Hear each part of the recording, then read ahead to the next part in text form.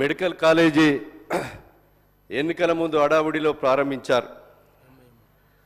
అక్కడ second ఇయర్కు permission రాలేదు. College నుండి హాస్పిటల్ పోవటానికి బస్సులు లేవు. 100 మంది విద్యార్థులు ఉన్నారు.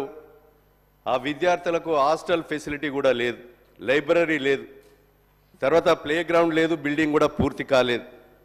మీ ద్వారా అవి పూర్తి చేసి బస్సులను కూడా ఆడ సింగరేణి నిధులు సిఎస్ఆర్ ద్వారా బస్సులను కొనుగోలు చేసి మరి ఆ విద్యార్థులకు వసతి కల్పించి సెకండ్ ఇయర్ కూడా పర్మిషన్ ఇవ్వాలని విజ్ఞప్తి చేస్తున్నాం. 1 పార్టెడ్ బెడ్ హాస్పిటల్ ఉంది, సింగరేణి ఏరియా హాస్పిటల్ ఉంది. అవి తూటలేని తుపాకీ. డాక్టర్ లేరు, ఎంఆర్ఐ లేదు, సిటీ స్కానింగ్ లేదు, సింగిల్ డోనర్ ప్లేట్లెట్ మిషన్ లేదు, స్టోరేజ్ మిషన్ లేవు.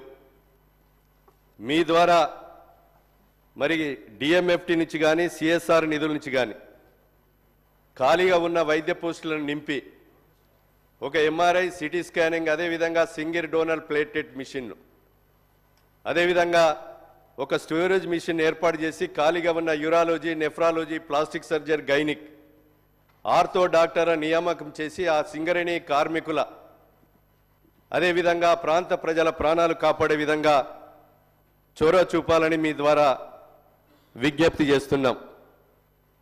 అదేవిధంగా డిబిఎం 38 కానీ డిబిఎం 18 కానీ నీళ్లు రావడం లేదు.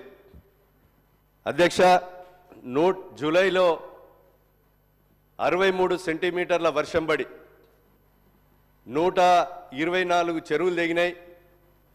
అదేవిధంగా 6 మనుషులు చనిపోయారు, 1100 మూగజీవులు చనిపోయినాయి, 40,000 ఎకరాల్లో ఇసుక మేటలు పెట్టినాయి, 11,000 కరెంటు పోల్లు కొట్టుకపోయినాయి.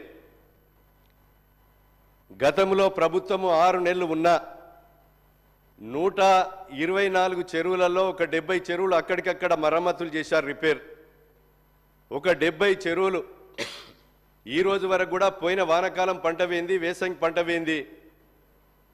మరి ఇప్పటికైనా 70 చెరువులను తమరి ద్వారా మంజూరీ చేయించి ఈరోజు వచ్చే వర్షకాలము పంట వరకు శాశ్వత మరమ్మతులు చేయించి ఏదైతే ఆ యొక్క రైతులను పంటలు పండే విధంగా చొరవ చూపాలి.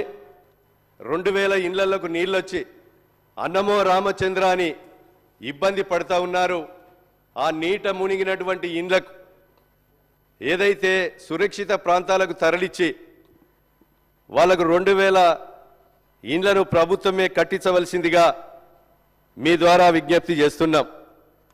అదేవిధంగా 6 మనుషులు చనిపోయారు, వాళ్ళకు కూడా ఎక్స్గ్రేషియా ఇవ్వాలి. మోరంచెపల్లెలో 18 మంది చిరు వ్యాపారులు ఉన్నారు. ఆ చిరు వ్యాపారులకు కనీసం రుణ సౌకర్యమైన కల్పించే విధంగా ప్రభుత్వము చొరవ చూపాలి. అదేవిధంగా మరి అప్పుడున్నటువంటి ప్రభుత్వం 1 రూపాయి కూడా అందియలేదు.